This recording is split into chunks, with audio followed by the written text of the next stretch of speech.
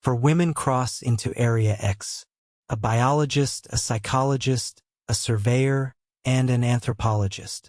They are the 12th expedition. The previous 11 ended in madness, cancer, suicide, or simply vanished. No one uses real names here.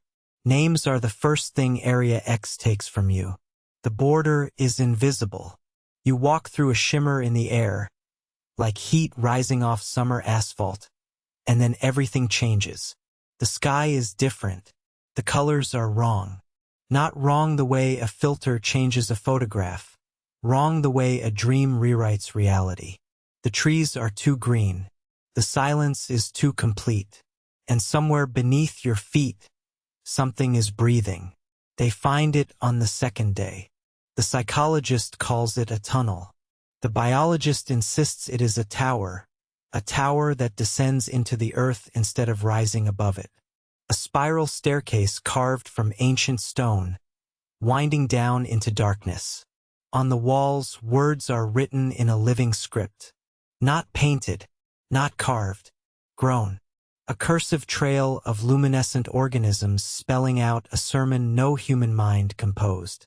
Where lies the strangling fruit that came from the hand of the sinner, I shall bring forth the seeds of the dead. The biologist leans too close. She inhales the spores. From this moment forward, she is no longer entirely herself. Something has entered her. Something patient.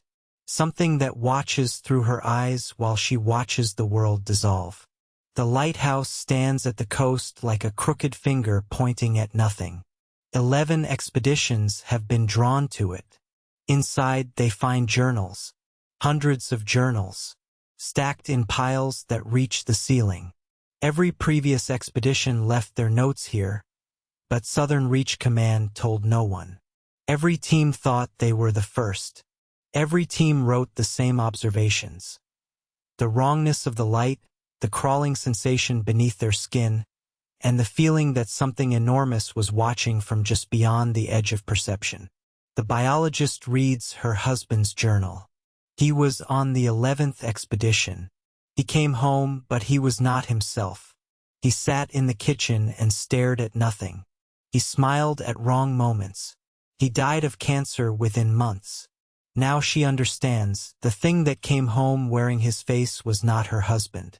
She descends the tower alone. Deeper, past the living words, past the point where the air itself seems to think.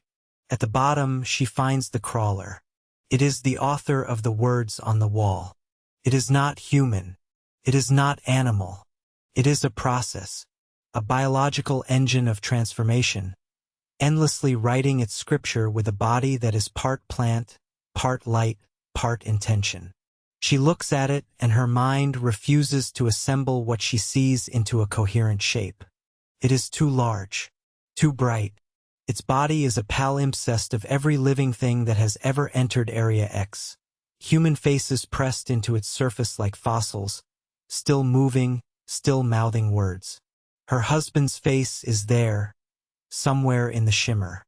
The biologist does not run. She cannot.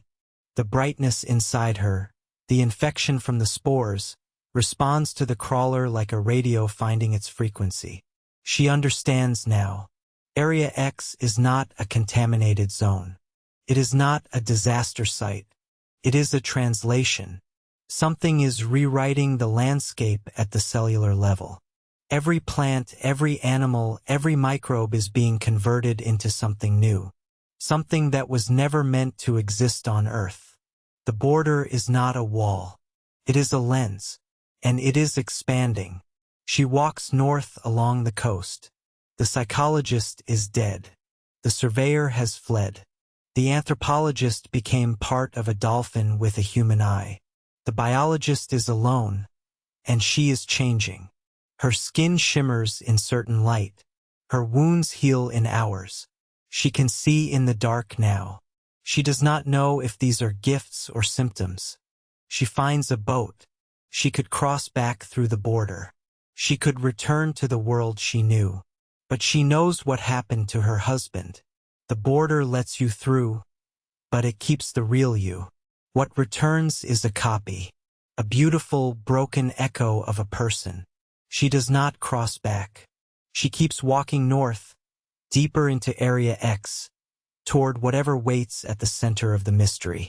The last line of her journal reads, "I am not returning home. Annihilation is not about monsters.